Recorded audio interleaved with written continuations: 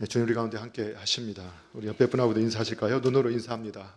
주님 우리 함께 하십니다. 주님 우리 함께 하십니다. 네, 오늘 코비드19가 더 확산이 되고 있다라고 갑자기 목금요일 날 100명이 넘는 사람들이 이렇게 늘어나고, 그래서 정부에서 갑자기 그 방역을 알리는 시간도 조정해서 급하게 이렇게 알리고 했었습니다. 그렇지만 이제 우리가 익숙해지면서 결국은 우리가 할 수 있는 최선은 이제 마스크를 쓰고 그다음에 손을 잘 씻는 것. 근데 그것만, 특히 이제 사람들이 밀집된 곳에서 그런 것만 잘 지켜도 서로를 보호할 수 있다. 지금 뉴스에 보니까 무증상 감염자가 10%에서 15%, 그러면은 13.5% 정도 본다고 하면 우리가 100명이 함께 모여 있으면 그 중에 한 13명에서 15분 정도는 증세가 없지만 그 바이러스가 있는 분일 수 있다는 겁니다. 근데 독감같이 이 코로나 바이러스가 그 독감 바이러스이기 때문에, 그러나 몸이 건강한 분들은 자기도 모르게 그냥 지나갈 수 있다는 거예요. 그러니까 자신도 모르기 때문에 자기를 위해서나 다른 사람을 위해서 함께 이렇게 공공기관에 이렇게 같이 있을 때는 마스크를 쓰고 손을 잘 닦아주시면 서로를 보호해줄 수 있다. 그것만 지키셔도 정말 좋다. 그런데 저희가 이제 이런 상황 가운데서 보니까 예전에 메르스 때도 하도 손을 닦기를 강조하니까 다른 질병이 없다라고 했던 것처럼, 지금도 보니까 하도 손을 잘 닦으니까 다른 질병들은 보고가 잘 안 된대요. 그러니까 여러분 그냥 잘 건강하게 이렇게 안전을 지켜주시고, 우리가 이 상황 가운데서 좀 정부에서 좀 풀어준다고 했을 때 우리 산상성회를 이번 주 이제 시작을 하게 됐는데, 또 이렇게 확진자가 늘어난다 하니까 혹시라도 마음에 불편함이 있는 분들은 신청을 하신 분이라 할지라도 다시 교회에다 연락하셔서 마음이 불편하시면 억지로 하지 마시고 항상 자원해서 이렇게 하실 수 있게 하시고, 또 그런데 이때 더 기도해야겠다는 마음이 드시면 또 신청을 하셔서 다 함께 해주시고, 또 참여하시는 분들은 교회에서 또 우리 국가에서 제정한 안전수칙은 꼭 지켜주시면 감사하겠습니다. 우리가 이제 창세기 말씀을 이어서 상고하면서 오늘은 이 9장 20절에서 27절 말씀을 통해서 제목을 술과 아버지라고 정해서 오늘 본문의 내용을 통해서 두 가지 주제, 그 술이라는 주제, 그리고 하나님의 창조의 질서라는 주제를 가지고 이렇게 말씀을 통해서 은혜를 좀 나누려고 합니다. 먼저 이 술에 대해서, 술이라는 의미가 무엇인지에 대해서 살펴보기 전에 오늘 우리 내용을 좀 다 읽어보셨잖아요. 이 창세기를 쭉 읽어보다 보면 이 9장에 이 노아가 술에 취해서 발개벗고 난 이후 그 모습과, 그리고 나서 그 함의 아들 가나안을 저주하고 그리고 그 셈과 야벳을 축복한 이 본문의 말씀이 참 이해가 잘 안 되는 말씀 중에 하나입니다. 그렇죠? 안 그래도 그렇다고 하셔야 될 것 같은 분위기인가요? 다 이해가 되고 다 믿어지는데, 그런데 사실 일단 읽다 보면 좀 납득하기가 참 어려운 부분이기도 해요. 그래서 이것을 잘못 오해해서 사용되어지기도 하는데, 오늘 본문의 말씀의 의도는 분명합니다. 뭐냐면 이 홍수 이전 이후의 인간의 상태는 똑같다는 겁니다. 이걸 전제로 하고 먼저 들어갔으면 좋겠습니다. 그러니까 노아가 구원을 받고 하나님의 은혜를 입어서 믿음으로 의롭게 살았지만, 그가 완전해서 하나님의 선택을 받은 것이 아니라 하나님의 은혜 안에서 그가 선택을 받고 구원의 도구로 쓰임받았다는 것을 알 수 있게 된다는 겁니다. 왜냐하면 노아가 홍수가 끝나고 나서 얼마의 시간이 지났는지 알지 못해요. 그러나 함이 가나안을 낳고 그 가나안이 성장한 데 이후에 이 사건이 벌어졌다고, 우리가 성경의 연대가 다 기록되지 않기 때문에 모르겠지만 셈, 함, 야벳만 있는 게 아니라 가나안이라는 아들이 태어났던 걸 보면 그래도 몇십 년의 시간이 흘렀는지 몇 년의 시간이 흘렀는지 하여튼 시간이 꽤 흐르고 난 후에 일이란 말이에요. 그런데 홍수 이후에 얼마의 시간이 지난지는 모르지만 노아도 역시 또 실수하더라. 완전하지 않더라. 그런데 거기에 보니까 노아의 아들 중에 함과 그 가나안조차도 전혀 선한 모습이 없더라. 그래서 인류가 구원받고 몇 명 안 남았는데도 불구하고 성경을 보니까 홍수 전이나 이후나 사람의 상태는 똑같더라. 그게 뭐였죠? 사람은 어떻다는 거예요? 악하다. 그리고 우리가 이제 사람은 죄인입니다, 악합니다 이러면 다 고개를 끄덕인다니까. 맞아, 다 사람은 죄인이야, 악이냐, 당신이 죄인입니다 이렇게 말하면 갑자기 기분 나빠해요. 그러면서 나만큼만 하면 괜찮을 거려 하고 눈을 크게 뜨고서 왔다 갔다 한단 말이에요. 그러니까 우리가 성경을 적용할 때 우리 모든 하니까 거기에 포함될 때는 뭐 그렇다고 하지 뭐. 근데 당신이 죄인이에요, 당신이 악해요 그러면 갑자기 기분이 안 좋아지는 거예요. 나만큼만 살면 괜찮을 것 같은데. 근데 성경의 해석대로 우리 악하다는 걸 알아야 돼요. 악한데 저와 여러분이 예수님을 믿게 됐다. 그게 은혜라는 거예요. 그런데 우리도 노아처럼 보니까 구원받고 나서 우리의 삶을 보세요. 사실 남이 내 속을 못 본다는 게 얼마나 감사해요. 누가 내 속을 볼 수 있으면 부끄러워서 하루도 못 살 것 같아요. 그렇잖아요. 그러니까 내가 구원받은 건 내가 뭔가 특별해서 한 게 아니라 하나님의 은혜다. 그래서 성도는 천국 갈 때까지 겸손해야 돼요. 겸손해야 돼요. 그것처럼 또 한 가지는 노아가 이 가장 어느 때 이 실수한 거냐? 홍수 전에, 그때는 뭐 인류가 다 타락했는데 그 중에는 막 하나님을 붙잡고 믿음대로 더 하나님과 동행했는데 오히려 홍수 이후에 하나님의 축복을 받고 이제 하나님 은혜 안에서 더 깊이 들어갈 수 있는 그때에 범죄하게 되었다.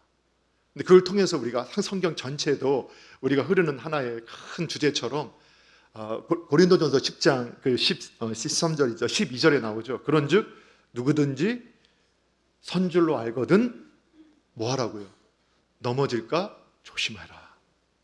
그러니까 우리는 스스로 하나님의 은혜 없이는 설 수도 없다는 거예요.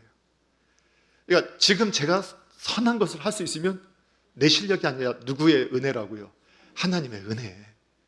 그래서 우리가 하나님 은혜 떠난 인간은 정말 아무것도 아닌 걸 알아서 항상 겸손하고 조심하고 그리고 감사하면서 살아가야 돼요.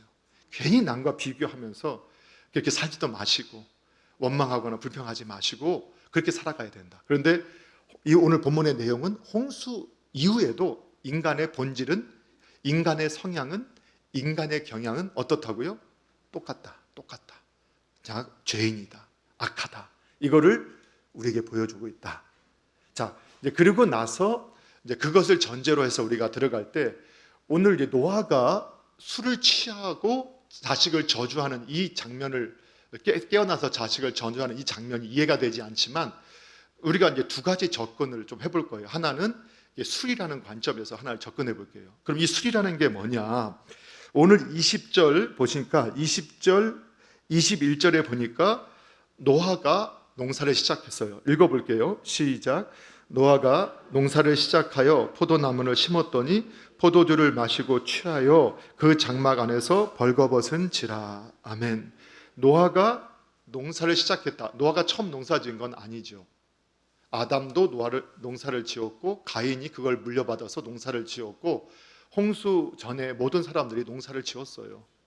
근데 홍수 이후에 얼마의 이제 땅이 정돈이 됐겠죠. 그리고 다시 노아가 아마 비축해 뒀던 식량도 다 끝났을 것이고 땅을 개간해서 다시 농사를 시작했고 그가 홍수 이전에 농사를 지었던 것처럼 또 그 지역이 포도를 농사짓기에 좋았던 땅이었는지 포도를 심어서 포도나무를 그렇게 심어서 포도가 자라나게 되었다는 거예요. 자, 그런데 노아는 이 21절에 보니까 문제가 포도나무를 심었는데 문제는 포도주를 만들었다는 데 있었어요. 그래서 이제 여기서 여러 해석이 있어요. 예를 들면 이 포도주가 홍수 이전에 있었을까 없었을까 이걸 가지고 또 논쟁을 해요. 왜냐하면 이 홍수 이전에 포도주가 있었다 없었다에 따라서 이 성경의 해석이 달라지기 때문에 그렇습니다. 예를 들면 홍수 이전에 없었는데 홍수 이후에 노아가 이 포도주를 발견해서 그 위험성을 모르고 마셨다가 취해서 정말 그냥 실수가 되어질 수 있는 것이 되기 때문에 전혀 해석이 달라져요. 그래서 어떤 분들은 지난주에 제가 홍수 이후에 지구의 생태계가 급격하게 변화됐다. 그래서 인간의 수명도 짧아지게 되었고 뭐 여러 가지 인터넷을 좀 찾아보면 창조에 대해서 찾아보시면 여러 많이 나오니까 그걸 확인해 봐달라고 했었잖아요. 그래서 사람이 수명도 짧아지고 홍수 이후에는 하나님께서 육식도 허락하신 이유가 생태가 변화됐기 때문이다. 그래서 어떤 분들은 이런 원리로 생태계가 변해돼서 그 이전에는 발효라는 건 부패하는 현상이잖아요. 그러니까 그런 부패하는 현상이 없었다. 홍수 이전에는 일기도 좋고 나쁜 위해 전파들은 차단되고 하다 보니까 그래서 이제 부패 현상이 나타나지 않아서 발효가 없었다. 그래서 술이 없었다. 창조 그 홍수 이전에는. 그러다가 홍수 이후에 이게 변화되면서 부패가 쉽게 일어나면서 발효가 되어져서 술을 처음 노아가 이때 만든 거다라고 해석하는 분도 계세요. 근데 저는 이제 그 의견에 동의하지 않습니다. 왜 그러냐면 오늘 이제 원어에 그 포도주라 하는데 그 포도주라고 해요. 그 포도주를 강조한 것은 홍수 이전에 포도나무를 심고 포도에서 걷어놨던 그 술, 그 포도주를 그가 생산했다라는 의미로 원어를 보면 해석할 수 있는데 그것만 가지고 부족하다면 그 마태복음 24장 38절에 보게 되면 예수님께서 이 종말의 때를 설명하면서 이 마지막 때가 어떤 때냐 이렇게 말씀하고 있어요. 홍수 전에 노아가 방주에 들어가던 날까지 사람들이 먹고 마시고 장가들고 시집가고 있었다. 뭐 일상생활을 했다라는 표현도 하지만 하나님 없이 분주하게 살고 있었어요. 근데 이제 먹고 마시다 이것이 좋은 의미로 쓰인 게 아니잖아요. 되게 먹고 마신다라는 것은 탐식하고 그 술에 취하고 또 이렇게 방탕하게 살 때 주로 많이 이렇게 사용되어지는 건데, 그러니까 술에 취하고 술을 먹고 마시는 일들이 이전에도 있었다는 거예요. 사람들이 자꾸 진화론적인 사고를 하니까 옛날 사람들은 무지했을 거다. 그렇지 않아요. 지금도 고대 사람들이 만들어 놓은 이 돌 쪼개 놓은 돌 하나를 지금의 기술로도 들 수가 없어요. 그리고 우리가 피라미드 같은 이런 것들도 정말 지금의 건축 기술로도 만들기 어려운 기술이라 하고, 지금 발견되는 지구 곳곳에 미스테리라고 발견되는 합금이나 이러한 파지 같은 것들을 보게 되면 도대체 그 시대에 어떻게 이런 걸 만들어내 지금의 과학으로도 분석을 못 한다니까요. 근데 그 당시 그걸 만들었단 말이에요. 그러니까 타락하기 그 홍수 이전에도 사람들이 지혜를 가지고 하나님께 술이라는 게 결코 나쁜 것만이냐? 그렇진 않죠. 우리가 음식을 만들 때도 와인을 넣거나 또는 술을 넣어서 청주를 넣거나 해서 음식을 더 맛깔나게 만드는 것도 있잖아요. 저만 아는 사실인가요? 그리고 이렇게 음식을 위해서 쓰기도 하고, 또 예전에는 의술이 없었기 때문에 사도 바울도 디모데에게 뭐라고 했어요? 너 디모데야, 네가 건강을 위해서 이제 포도주를 좀 쓰기도 해라. 왜 그 당시에 약이 없으니까 위장약을 대신해서 포도주를 사용해라. 약이 된다는 거예요. 그러니까 이렇게 문화적인 이런 차이들이 이렇게 있는데, 어쨌든 당시에 이런 문화 가운데서 이미 있었던 포도주를 그가 만들어냈다는 거예요. 자, 그러면서 이제 이것은 단지 술만의 문제는 아니지만 먼저 술에도 우리가 좀 집중을 해보면, 종종 우리 그리스도인들 가운데 술에 대해서는 정말 너무 어려운 부분인 것 같아요. 왜냐하면 이 교회 다니는 분들이 성경을 공부하고 배우기는 마시면 안 된다고 배우는데 정작 실생활에서는 술을 마시는 분이 참 많으신 것 같아요. 그래서 1부, 2부 때도 제가 술에 대해서 이걸 안 마시는 게 좋습니다 하니까 다 얼굴이 막 굳어지고 막 저를 노려보고 막 노맨하는 것 같고, 그래서 제가 막 괴로운 거예요. 그래서 이제 다 일부러 그러시나 이런 마음이 드는데, 그러니까 우리가 실생활과 다르니까 교회에서 술을 마시지 말라고 하는 말씀을 듣는 건 아예 그냥 안 들어버리는 거예요. 근데 우리가 이제 오늘 술에 대한 문제만은 아니지만, 오늘 처음 포도주라는 술이 처음 성경에 나오면서 그것도 믿음의 사람, 의인의 사람, 하나님과 동행했던 사람 노아마저도 그 술에 취해서 발개벗어서 수치를 드러내게 되는 이 모습을 보였다는 것이 아주 상징적인 의미가 있죠. 그리고 성경 전체를 보면 이 세상에서는 이 잔치 날에는 술이 빠지지 않잖아요. 좋은 술을 갖다 놓고 잔치를 벌여서 그 기쁨을 배가하잖아요. 이게 세상의 문화예요. 그렇기 때문에 성경에서도 그런 포도주를 있는 그 잔치집의 기쁨처럼 하나님께서 그 기쁨을 우리에게 주시겠다라고 비유로 사용하시기도 해요. 그러니까 어쩌면 구약에서도 그런 잔치 때 술을 어느 정도 하는 것, 이런 것들이 기쁨을 위해서 이 잔치 때 사용되는 것에 대해서 허용한 것처럼 보여지기도 해요. 그러나 성경 전체를 보게 될 때 이 술은 뭐냐? 하나님께서 경건하게 살고자 하는 믿음의 사람들에게는 금하고 계시다라는 것이 가장 좋은 해석이고, 그리고 성경 전체에서 말하고 있는 바입니다. 그렇죠? 그래서 우리가 이 잠언서 23장 39절 이하를 제가 그냥 읽어드리면 이렇게 말하고 있어요. 재앙이 누구에게 있느냐? 근심이 누구에게 있느냐? 분쟁이 누구에게 있느냐? 원망이 누구에게 있느냐? 까닭 없는 상처가 누구에게 있느냐? 붉은 눈이 누구에게 있느냐? 술에 잠긴 자에게 있고 혼합한 술을 구하러 다니는 자에게 있느니라.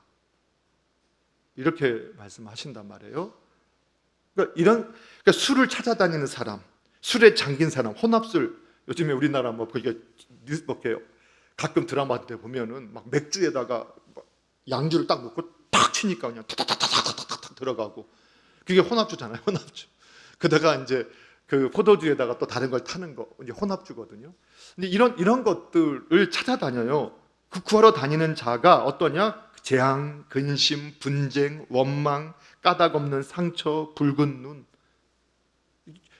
좋은 내용이 하나도 없잖아요. 그러니까 어떤 분들이 목사님 와인 한두 잔 정도는 괜찮지 않나요? 그랬더니 그 31절에서 포도주는, 이 잠언서 23장 31절에요. 포도주는 붉고 잔에서 번쩍이며 순하게 내려가나니. 여기까지 보면 다 좋은 말 같아요. 근데 너는 그것을 보지도 말지어다. 이게 지혜에서잖아요. 그러니까 보지도 말아라. 솔로몬은 아마 술 굉장히 많이 마셔본 사람일 거예요. 왕이었고 잔치가 매 있었으니까. 근데 그가 경험하고도 하는 말이니까 쳐다도 보지 말아요. 쳐다도 보지 마라. 그러면 뱀같이 그것이 물 것이고 독사같이 쏠 것이고 내 눈에 괴이한 것이 보여지고, 하여튼 이상한 것들이 나타났다는 거예요. 근데 노아도 그랬어요. 그러니까 아까 그랬잖아요. 성경에도 보니까 약으로 마시라고 했잖아요. 그때는 약이 없었어요. 지금은 위장약 좋은 게 많아요. 그러니까 약으로 드실 분은 그냥 약을 드세요. 술을 드시지 마시고. 그러면 그 술을 마시는 건 정말 그러면 안 되는 거냐? 안 마시는 것이 유익하고 경건하고 거룩하게 사는데 도움이 되고 하나님께서 기뻐하시는 모습이라는 걸 알아요. 그런데 자꾸 이 술 문제를 자꾸 우리가 오해하게 만드는 게 뭐냐? 그럼 술을 마시면 천국 가고 지옥 가고 이런 거의 문제냐? 그게 아니라는 거예요. 신앙의 유익의 문제지, 술을 마신다고 천국 못 가고 지옥 가느냐? 그거 아니에요. 근데 우리가 그냥 예를 들면 밥을 먹을 반찬을 해주면서도 김치 먹으라, 안 먹어도 김치는 먹으라 하고, 튀김 이런 것들은 먹지 말라고 사주면서도 조금만 먹으라. 그러니까 먹어도 되고 안 먹어도 되지만 유익하지 않은 거예요. 그러니까 유익한 것을 먹으면. 그런데 술이라는 것은 유익하고 안 하고의 차원이 아니라 해가 더 많으니까 하나님께서, 그리고 그 술로 인해서 사회적인 그리고 관계적인 개인적인 위해가 너무 많으니까 하나님께서 마시지 마라, 이렇게 말씀하신 거란 말이에요. 그러니까 술을 마신다고 하는 분들이, 안 마시는 분들이 마시는 분을 이렇게 정죄하지 마셔야 돼요. 좀 잘못됐다 이렇게 말씀하실 필요 없다라는 거예요. 근데 또 반대로 어떤 분들은 이렇게 좀 신앙을 가지고 있다는 분이 술을 마시지 말라고 하는 거 그건 율법주의라고 이렇게 하시는 분 계시는데, 그러면서 술을 안 마시는 분을 막 정죄하는 거예요. 그러면서 나도 교회 다녀 마셔 하고, 안 마시겠다 하는 분한테 굳이 술을 따르고 나도 교회 집사야, 나도 교회 장로야, 마셔 하면서 부어라 마셔라 할렐루야 하는데, 그건 또 아닌 것 같단 말이에요. 그렇잖아요. 가끔 제가 저같이 봤거든요, 실제로 옆에서 이렇게 하는 모습을. 근데 이제 그 정도까지는 아니었지만 제가 볼 때는 어떻게 본인이 그런 자유하면 본인만 마시고 저 사람한테는 네 자유대로 맡기던가. 근데 본인도 교회 다닌다고 그렇게 크게 떠들면서 나도 교회 다니지만 다 마셔. 어디 술 마시지 말라는 게 어디서 성경에 있다니까요. 지금 보지도 말라고 써 있잖아요. 그런데 이제 성경 전체를 볼 때 우리가 살고 있는 세상 가운데 하나님 만드신 게 다 사는 것이기 때문에 바르게 쓰면 유익해요. 그런데 이 술이라는 거는 인간이 정말 약하고 악한 존재라서 이기기가 참 어려운 거라는 걸 성경이 계속 거듭하면서 경건하게 살고자 하고 거룩하게 살고자 하는 크리스천은 술은 보지도 말아라. 그러니까 여러분 술 안 마시려고 하는 게 맞다라는 거예요. 역시 또 노력을 보시네요. 그런데 정말 내가 마시고 싶다. 그럼 어떻게 해요? 이제 혼자 몰래 마시라니까요. 혼자 몰래 마시면 되죠. 그렇게 정말 그렇게 먹고 싶은데 어떡하겠어요? 근데 이제 다른 사람의 시험 들지 않고 나도 그냥 다른 사람한테 오해받지 않기 위해서 그냥 오늘따라 그렇게 땡기네. 그러면 혼자 그냥 몰래 가서 그냥 다 혼자 따라서 싹 마시고 내 아내한테도 남편한테도 자식한테도 부모님에 보이지 말고 그리고 그냥 양재도 한 10바퀴 돌고 다 빼내고 들어가세요. 그러면 됐죠. 그런데 마시면서 본인도 불편하니까 막 어디서 이건 너무 율법적이다 뭐다 마시는 사람들이 자꾸 막 앞에서 괜찮은 거 아니에요? 이 정도는 괜찮아.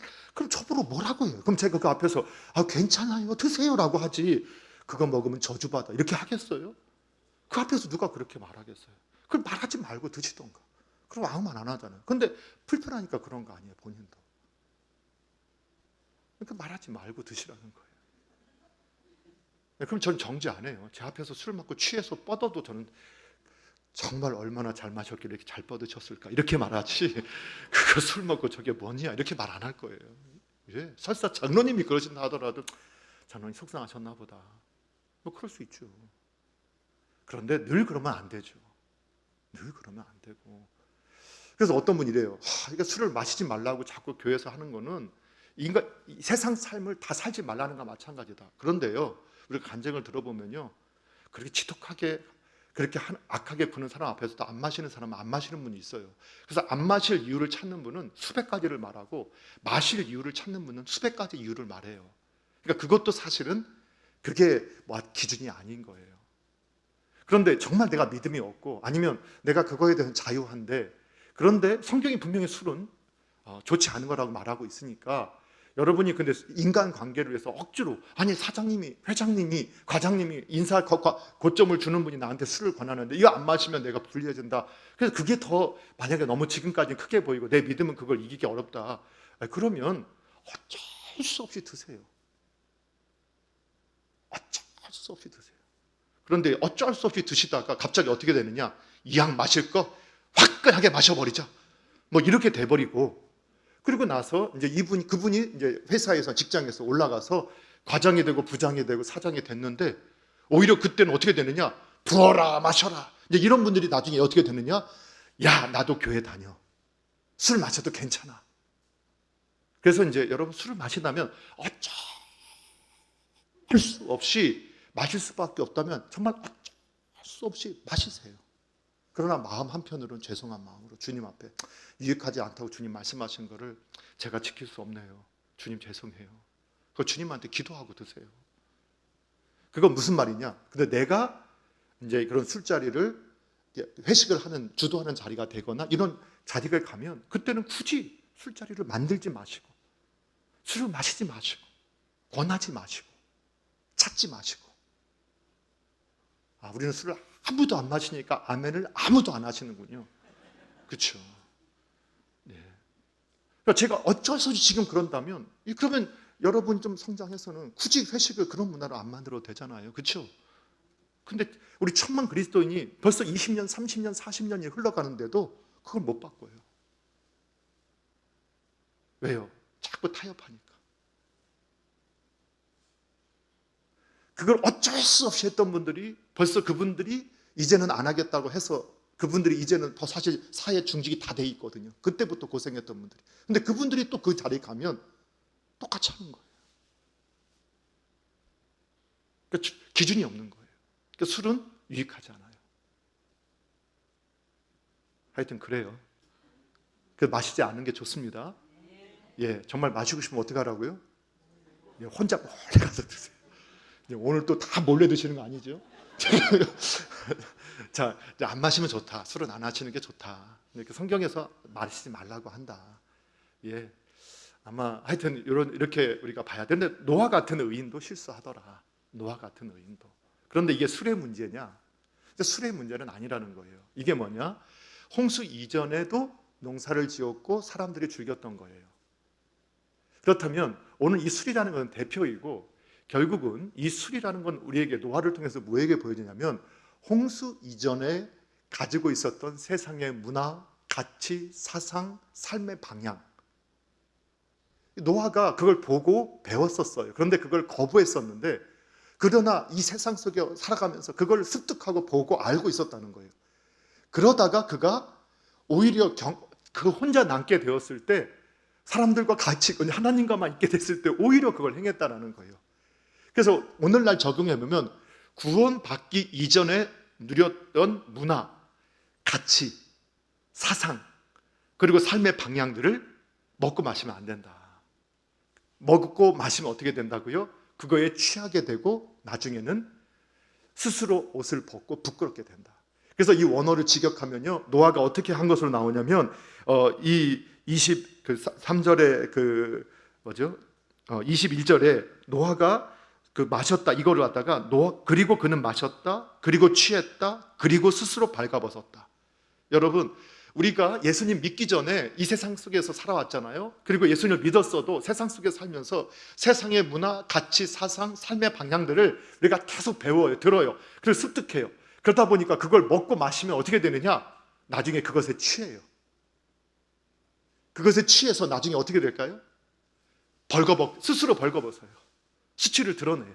아까 말한 것처럼 그게 술을 정말 내가 어쩔 수 없이 할 수 없이 하면서 그래서 내가 정말 때가 되면 그래도 끊겠습니다. 안 먹겠습니다. 뭐 이렇게 결심이라도 하면서 했으면 내가 부장이 되고 과장이 되고 아니면 사장님이 되고 이렇게 되고 또 집사님이 되고 권사님이 되고 장로님이 되면 딱 안 하고 내가 만나는 사람한테는 안 하고 다른 걸로 하고 다른 문화를 만들어서 크리스천 다른 회식 문화가 만들어졌어야 되는데 그냥 그 전에 예전의 문화 그대로 먹고 마시다가 어떻게 되냐? 내가 거기에 취해버렸어요. 그리고 내가 빨개 벗었어요.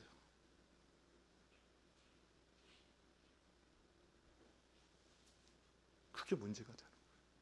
그래서 여러분 예수님 믿기 전에 막 음란물을 보시고 술에 취해 있고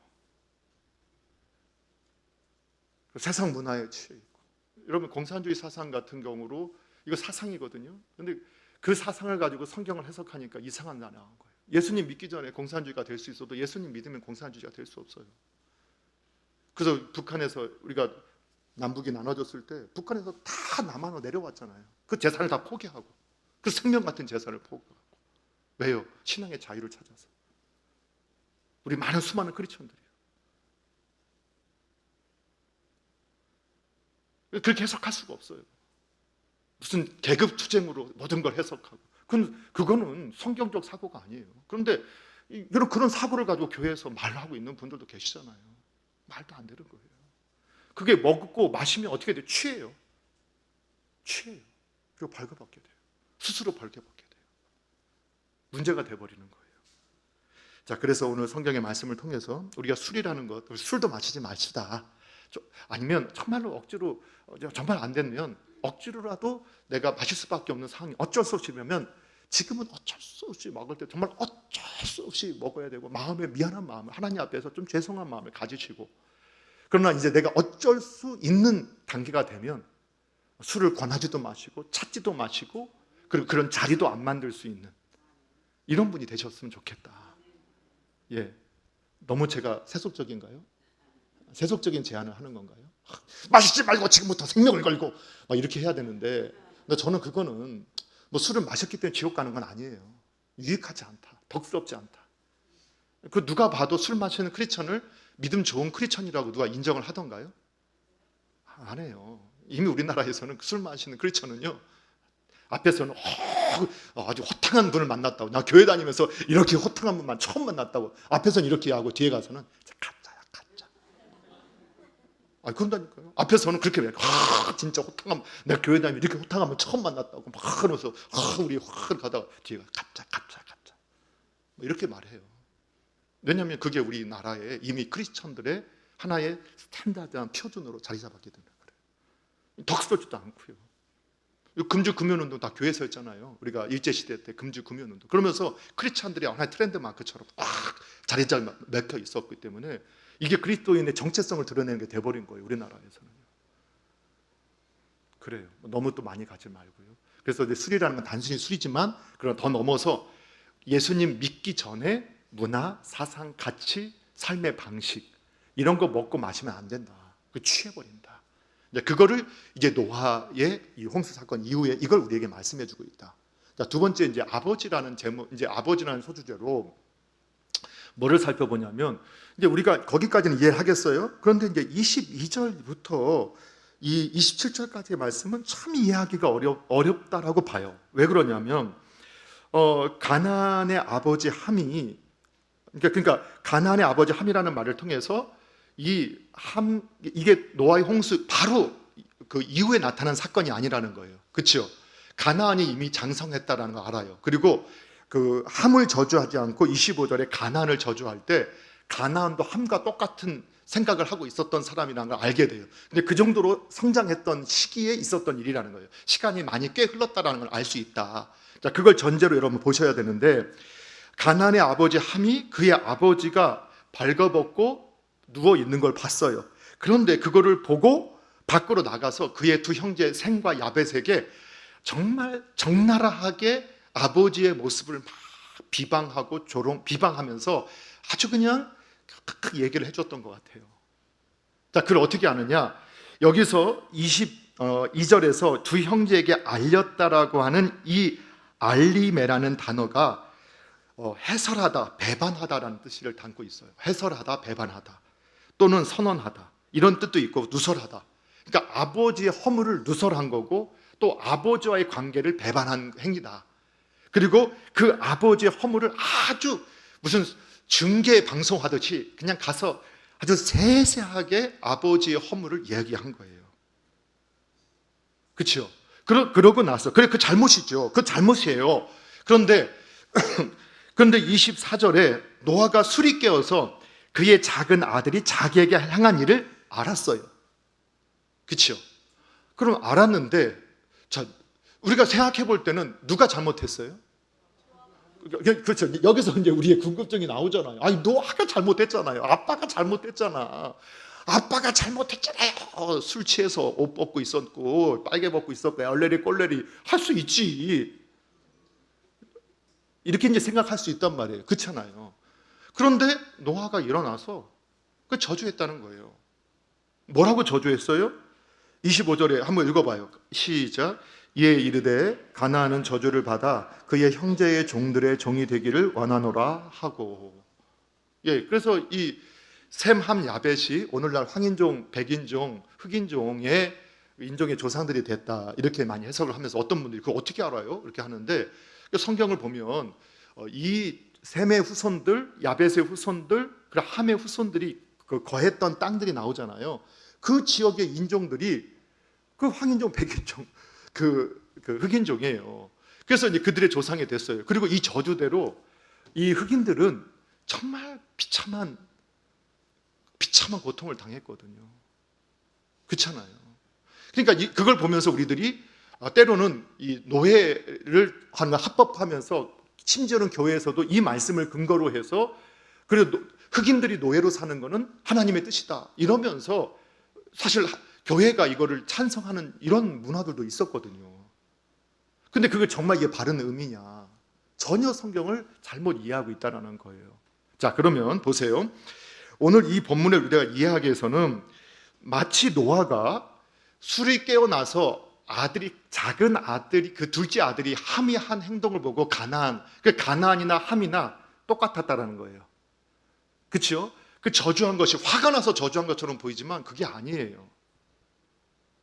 오늘 이 성경이 말씀하고자 하는 것은 뭐냐면 함은 평소부터 이미 노아의 홍수 이후에 홍수 이전의 사람들처럼 하나님 없는 삶을 살고 있었다는 거예요. 자기 기준으로 자기 생각으로 살고 있었다는 거예요. 이해가 되시나요? 그런데 그게 아버지가 실수하고 허물이 나타나기 전까지는 그 모습이 안 나타났어요. 감춰주고 있었어요. 그런데 노아가 실수하니까, 그러니까 노아는 늘 그렇게 산 사람이 아니라, 그러니까 사람은 노아도 실수하죠. 다윗도 실수하죠. 바울도 실수하고 바나바도 실수하고 베드로도 사람은 실수할 수 있어요. 근데 믿음의 방향, 하나님과 동행하는 큰 방향을 가다가 우리가 이렇게도 실수하고 이렇게도 실수해요. 그래서 성경에 보면 뭐라고 나와요? 잠언서 17장에 허물을 덮어주는 자는 사랑을 구하는 자요, 그것을 거듭 말하는 자는 친한 벗을 이간하는 거다, 이렇게 말씀한단 말이에요. 이해가 되시나요? 그러니까 허물. 그런데 그러니까 우리가 보다 보니까 그 사람이 실수한 거예요. 또 잘못했어요. 정말 근데 그 사람의 삶의 방향은 항상 그래도 하나님 앞으로 따라가려고 노력했는데, 근데 이번에 실수한 거예요. 그게 노아란 말이에요. 그런데 함은 어떤 사람이었느냐? 이 24절에 작은 아들이 자기에게 행한 일을 알고 할 때, 이 알다라는 것은 원어를 보게 되면 지속적으로 알고 있었다라는 거예요. 그러니까 이미 노아도 자기 자식이지만 하나님께서 그 자녀가 가지고 있는 그 모습들을 보여주셨던 거예요. 알고 있었던 거예요, 성향이. 자, 그런데 똑같은 아버지의 실수가 있었는데 셈과 야벳은 어떻게 했다고요? 셈과 야벳은 어떻게 했어요? 겉옷을 걸쳐 가지고 가서 아버지가 벗었다는 걸 들었지만 어떻게 했어요? 뒷걸음조차 들어갔잖아. 아예 보려고도 하지 않았어요. 나한테만 말해봐, 이것도 하지 말라는 거예요. 왜? 그거 들어놓으면 내 마음에, 그 보여지고 들려진 게 내 마음에 심어지면 그게 악이 돼요. 그래서 우리 자녀들도 그러잖아요. 아빠가 뭐 한 거 들켰어. 아빠, 엄마한테 안 이를게 하고 아빠하고 거래하려고 해요. 아니, 그게 악한 거예요. 아버지하고 엄마하고 거래하려고 하잖아요. 자, 그런데 여러분 보세요. 예를 들면 우리 장로님 중에 한 분이, 우리 김충기 장로님 그런 분이 아니시니까 제가 예를 드는 거예요. 우리 김충기 장로님이 막 술에 취해서 막 흘러가는 걸 어느 분이 봤어요. 근데 그날 몰래 드셔야 됐는데 몰래 못 드신 거를 누구지 봤어요. 근데 그분이 와서 탁 찍으면, 장로님 이번에 내 말 안 들으면 내 교회에다 다 말할 거야. 그게 악한 거예요. 그분은 다른 사람의 아픔을 가지고, 고통을 가지고 자기가 원하는 대로 뭔가를 만들겠다, 그게 자기 생각대로 사는 사람. 근데 함은 이미 그런 사람이었다는 거예요. 그래서 마치 노아가 분노해서 그것을 하고 한 행동을 분노해서 한 게 아니라, 이미 하나님께서 선지자 노아를 통해서 그들 후손의 길들을 예언하시면서, 물론 이거는 참 너무 신학적인 깊은 내용이 있어서 어떻게 해석하기가 참 어려운 부분이지만, 하나님은 노아를 통해서 하나님 없이 사는 함과 가나안아, 너 형제들의 종의 종이 될 것이다, 경고를 한 거예요. 그러면 어떻게 되느냐? 이건 안 돼요 해야 되는데, 그런 거 내가 듣나 봐, 이렇게 돼버리는 거예요. 자, 그랬더니 보세요. 노아의 홍수가 있기 전까지 시집가고 장가가고 먹고 마시며 사람들이 비가 온다 하나님 심판이 있다 해도 끝까지 안 들어요. 그런데 함과 가나안에게도 너 멸망한다 이렇게 종이 된다 해도 하나님 없이 살려고 하는 거예요. 기준 없이 하는 거예요. 셈과 야벳은 그 하나님의 율법이 없을 때도 아버지처럼, 아버지가 실수했을 때도 자녀는 부모를 비난해서는 안 된다, 창조의 질서를 깨트려서는 안 된다, 그걸 알고 있는 거예요. 그건 아버지의 실수다, 아버지는 원래 그러신 분이 아니다, 그걸 믿어주는 거예요. 그리고 덮어주는 거예요. 그런데 함은 마치 기다렸다는 듯이, 옳다구나, 때는 이때다, 내가 아빠 앞에서 아빠가 나한테 맨날 이러라고 하고, 엄마는 맨날 앞에서 이러더니 내가 이럴 줄 알았어, 할렐루야, 나한테 하나 잡혔어 이제. 그러니까 그 마음에 하나님도 없고 그런 삶을 살았던 그 아들에게 하나님께서 노아를 통해서, 그래서 보세요, 25절에도 그 행한 일을 알고 그냥 이르되, 분노했다는 말이 없어요. 그래서 여러분, 영적 지도자도 마찬가지죠. 저도 여러분, 제가 실수할 수 있어요. 그러니까 여러분 덮어주시려고 하셔야 돼요. 우리 목사님이 이번에 보니까 배가 볼록 나왔더라. 근데 옆에 옷이 다 벗겨다 보였다. 그거 안 본 척 해주셔야죠.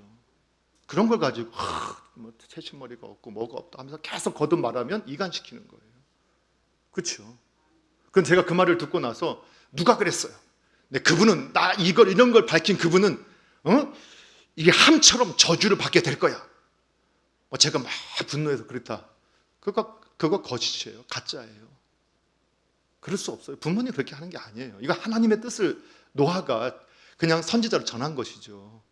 가끔씩 부모님들이나 또는 이 영적 지도자들이 영적 지도자의 말을 안 들으면 이게 저주를 받아. 누가 그런 막 또 어떤 분이 마음을 안 들면 막 화가 나서 분노해서 이렇게 막 말하는 분들이 계세요. 근데 노아가 분노하지 않았어요.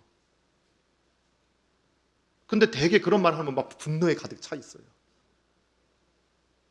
여러분 그런 말에 귀죽지도 마시고 속지도 마세요. 정말 부모님이라면 어떻게 자식을 저주해요? 이건 하나님의 뜻을 그냥 선언한 거예요. 근데 왜 그러냐? 우리가 살펴보니까 이 내용을 살펴보니까 함이 홍수를 겪고 났음에도 불구하고 그 마음에 하나님 없이 살고 있었던 거예요. 하나님 있는 삶이 싫었던 거예요. 차라리 옛날에 쾌락을 쫓고 사는 그 사람들의 삶이 좋았던 거예요. 근데 그렇게 말하지 못하고 있었던 거예요. 그런데 아버지의 실수가 딱 터지는 순간에 때는 이때다처럼 달려든 거예요. 근데 가나안도 똑같았다는 거예요. 그 아들 가나안. 벌써 그 영향력이, 함의 영향력이 그 아들 가나안에까지 미치고 있었어요. 그래서 그 가나안을 누가 심판해요? 이스라엘이 출애굽하고 나서 그 가나안을 정복하는 이유가 여기에 나오는 거예요. 그런데 아말렉의 죄가 관영하기 전까지 하나님께 참고 기다리셨던 거예요. 이들의 죄가 가득 찰 때까지. 그러나 반드시 그 죄에 대해서 이스라엘 통해서 단죄하게 하셨다. 끝이 있다는 거예요. 그럼 여러분 보세요. 지금도 끊임없이 이 시대를 보면서 마지막이 있다, 이 마지막이 있다, 마지막이 있다 계속 지금 경고하고 있거든요. 그런데 사람들이요, 마지막이 있다 해도 교회 다니는 것들, 교회 너희들이 무슨 이런데 뭐 니네만 뭐 하는 거냐, 너희들은 다 악이다, 별의별 말 다 할 거예요. 그런데요, 마지막이 있어요. 노아 때 홍수가 있었던 것처럼 이 가나안과 함의 아들 가나안이 이스라엘에 의해서 그 가나안 땅이 정복당했던 것처럼 여러분 마지막 있게 됩니다. 그러나 노아 때와 같이 예수님 말씀하신 것처럼 예수님을 믿고 믿음대로 사는 사람은 계속 믿음대로 더 살려고 몸부림칠 것이고, 그렇지 않은 사람은 점점점 떨어져 나가게 될 거예요. 그러면서 역시 세상대로 사는 게 맞지 하면서 한같은 모습을 가질 거예요. 그러다가 이런 사람들이 이렇게 말하는 거예요. 어떤 교회에 무슨 일이 생겼다 하면은 내가 그럴 줄 알았어, 내가 그럴 줄 알았어. 그게 말하는 거예요. 정말 사랑하는 사람은 얼마나 저러고 싶어서 저렇겠어. 이렇게 적용을 해보는 거예요. 자, 그렇기 때문에 여러분 속지 마세요. 속지도 마시고, 그러나 우리가 이 함께 관계, 특히 창조의 질서, 하나님께서 창세기 1장 1절에서 태초에 하나님이 천지를 창조하셨다. 유대인들은 그걸 어떻게 해석하냐면 태초에 하나님이 질서를 만드셨다, 이렇게 해석을 해요. 그러니까 질서라는 게 뭐예요? 있어야 할 것이 있어야 할 자리에 있게 만드셨다는 거예요. 막 혼란했던 거를. 그런데 하나님 그 창조의 질서 가운데 부모님 또는 이런 영적 지도자들에게 실수가 있어도요, 여러분 허물을 덮어주는 쪽으로 가시려고 노력하는 게 덕이라는 걸 또 우리에게 보여주는 거예요. 자꾸 드러내려고 하는 사람이 아니라. 그런데 문제는 이렇게 가끔 실수도 많이 하는 분도 있잖아요. 그것도 속상하지만 근데 아예 악해요. 그럼 어떻게 해야 되느냐? 이게 문제란 말이에요. 그렇죠? 악한 부모가 있잖아요. 있어요, 없어요? 요즘에 보니까 뉴스에 보니까 애를 굶겨서 죽이잖아요. 애를 때려서 죽이잖아요. 그런 부모 있어요, 없어요? 우리가 없으니까 없다고 하면 안 돼요. 또 이 세상에 제가 봐도 이단이나 또는 우리 목사님들 중에서도 가끔 보니까 어떤 데 듣다 보면 막 계속 저주하고 하나님 말씀이 아니라 막 자기 생각을 계속 강요하고, 그리고 또 린치를 가는 거예요. 막 저주하고 계속 저주하고, 내 말 안 들으면 너희들 다 이렇게 된다. 이게 뭐 이단이나 사실 이단이나 다 똑같은 거예요. 그러면 계속 협박하고 막 불안하게 만들고 두렵게 만들고 공포심을 조장하고 신앙을 가지고, 그럼 어떡하라는 거예요? 이럴 때는 어떻게 해야 돼요? 그런 악한 부모, 악한 지도자 앞에서 어떻게 해야 돼요? 그럼 그냥 가서 이렇게 덮어요? 그럴 때 성경에서는 다윗을 보여주는 거예요. 여러분 다윗이 어떻게 했어요? 다윗이 사울 왕이 그의 장인어른이잖아요. 장인이 되기 전부터 관계를 가져서 교제를 했었는데 아니 막 사울 왕이 귀신에 들려서 창을 던지잖아요. 근데 피했어요. 그런데 사울은 천천히 가면 다윗은 만만이에요. 다윗은 능력도 더 탁월했고 지혜도 더 넘쳐났고 힘도 더 셌어요. 전쟁에서 더 활약도 많았어요. 그가 딱 뽑아서 던지면 한 방이면 끝나는 거예요. 그런데 다윗은 어떻게 했어요? 도망다녔어요. 도망갔어요. 그럼 도망가야 돼요. 여러분 그런 부모님 밑에 있으면 도망가야 돼요. 나를 죽이려고 하고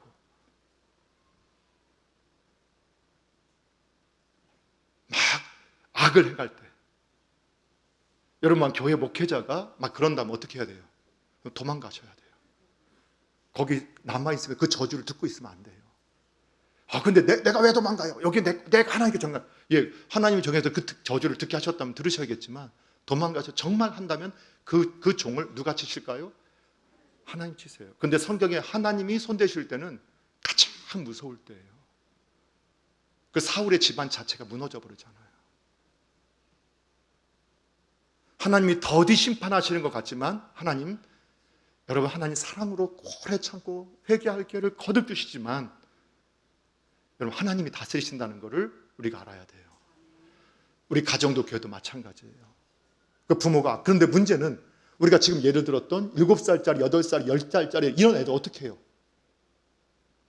그래서 이럴 때 크리스천들이 깨워서 여러분 오늘날 이 학생 인권 조례법이라는 걸 만들어서 전라도 실제로 있었다는 거예요. 교회 가라고 했더니 상담 선생님이 고발하라고 해서 고발했던 사례가 있었어요. 이런 법을 만들지 말고 그 아이들 학대당하고 고통당하고 하는 아이들 이거를 어떻게 하든 계속 교육하고 그런 걸 교육해서 너가 정말 아프고 가면 선생님이 학교가 아니면 교회가 너희를 보호해 줄 거야. 너희를 지켜줄 거야. 도망쳐 나와야 돼. 그건 잘못이 아니야. 그게 믿음이 아니야. 그게 신앙이 아니야. 가르쳐 줘야 돼요. 도망쳐야 살아요. 거기 있으면 죽어요. 여러분 제가 만약 변질되어서 여러분을 린치하고 여러분을 저주하고 여러분의 악을 막 쏟아 부으면 여러분 도망가셔야 돼요. 도망가셔야 돼요. 싸우려 하지 마시고 왜? 하나님이 싸우세요. 하나님이 싸우세요. 그러면 앞에서는 여러분이 이렇게 다윗이 내 아버지요 하고 앞에서는 얘를 지켰잖아요. 근데 다윗이 혼자 기도할 때 어떻게 기도해요? 아버지 내 원수를 갚아주시옵소서. 이건 하나님과 또 관계로 나아가는 거예요. 그 하나님은 심판자가 되시는 거예요.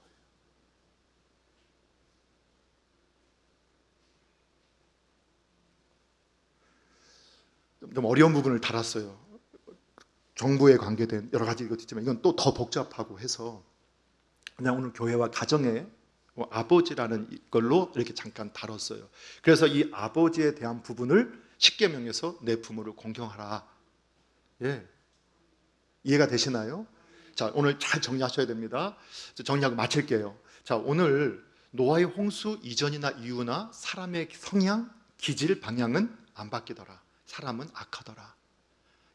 모든 사람이 악한데 당신이 악합니다. 내가 악해요. 그걸 깨닫고 겸손하게 정말 하나님 구원을 내게 주셨어도 하나님의 은혜임을 믿고 내가 선한 것이 나와도 항상 겸손하고 감사함으로 하나님을 섬겨야 된다. 그리고 술 취하지 말라는 단순히 술을 의미하는 게 아니다.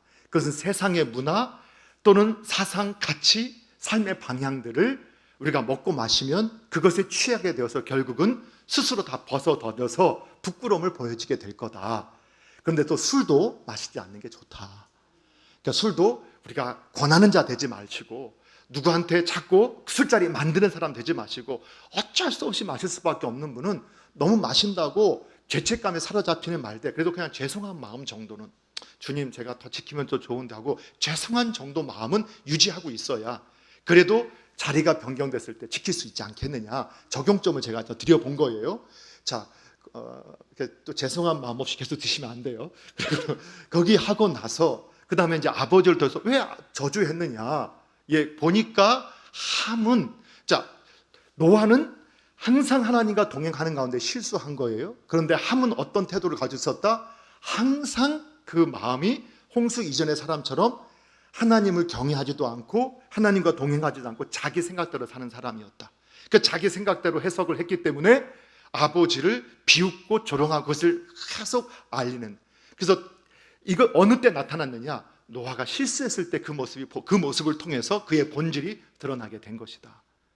그런데 셈과 야벳은 똑같은 아버지의 실수를 보면서 어떻게 대했다는 거예요? 신앙의 관점으로, 하나님의 관점으로 아버지의 허물을 내가 말해서는 안 되지, 내가 덮어줘야지 하고 뒷걸음쳐 들어가서 아예 보지도 않으려고 했다. 어느 것이 더 신앙적인 모습인가를 우리에게 가르쳐 주는 거예요. 예. 여러분이 아멘 안 하시니까 막 계속 막 아멘, 핸드폰이 그냥 아멘 오늘 아주 그냥 한 1부부터 계속 핸드폰이 아멘만 하고 있어요. 여러분 그 사실을 믿으셔야 돼요. 우리가 정말 하나님 앞에서 함이 저주받은 게 그 아버지한테 한번 그거 가지고 한 게 아니라는 거예요. 그걸 성경에 말해주는 거예요. 그 노아가 부드럽게 말했단 말이에요. 그냥 노아는 선지자로서 하나님 주신 말씀을 가지고 예언을 한 거예요. 근데 그건 예언이지만 함과 가나안이 그 말씀을 들었으면 이러면 안 되지, 이래야 되는 게 정상이란 말이에요. 이렇다가 내가 형제들의 종이 된다니, 이럴 수 없어, 주님, 하나님, 이렇게 하면 안 되죠, 제가 또 잘못했어요, 이게 정상적인 모습인데 무시해요. 그런 말, 술 취한 사람이 하는 말 뭘 들어? 술 취해서 하는 말이라도 진리는 진리대로 가요. 우리가 심판하는 게 아니에요. 그래서 여러분, 지도자가 되신 분들은 하나님의 말씀을 이용해서 저주하는 자가 돼서는 안 돼요. 하나님 뜻 아니에요. 너희가 악인의 형통함을 하고 불평하지 마라, 또 분노를 품지 마라. 왜? 악에 치우칠 뿐이다. 혹시 여러분 악에 치우칠 수 있으니까 하나님께서 이 악인을 보면서 불평도 하지 말라 했단 말이에요. 예, 도망가고 피하셔야 돼요. 그러나 그 지도자의 허물은 덮어주시고, 또 지도자가 그렇게 해서는 안 된다는 걸 여러분 기억하시면서 하나님의 말씀을 바로 적용하고 우리 남서울중앙교회가 좋은 교인을 넘어서 이 세상의 참 교회로서 그 역할을 감당하게 되기를 주님의 이름으로 축원합니다. 기도하겠습니다.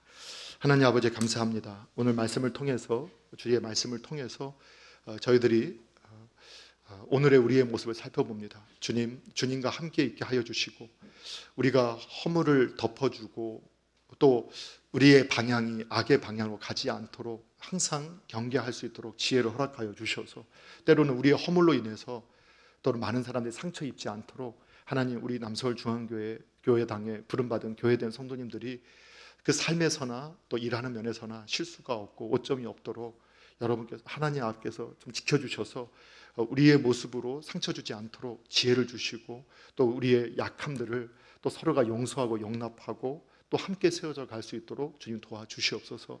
그리고 정말 이 땅에 악한 이 모든 것이 또 사라지기 전까지 이 악이 계속 순환될 때 우리에게 지혜를 주셔서 분별하게 하시고 바로 판단하게 하여 주시옵소서. 예수님의 이름으로 기도합니다. 아멘.